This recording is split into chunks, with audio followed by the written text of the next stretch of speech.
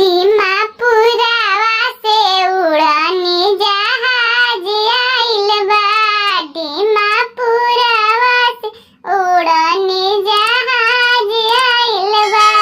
देखी देखी ये राजा जी ओमे का आइल बा।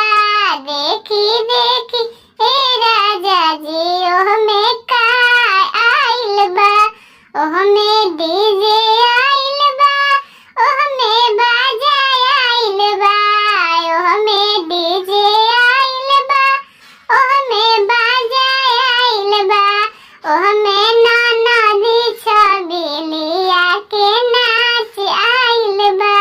ओमे नाना दी छबिलिया के नाच आइल बा।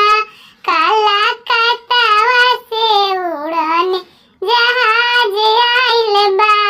काला कटावा से उड़ाने जहाज आइल बा। देखी देखी ये राजा जी ओमे का आइल बा। देखी देखी ए राजा जी ओमे का आइल बा। ओमे ढोलक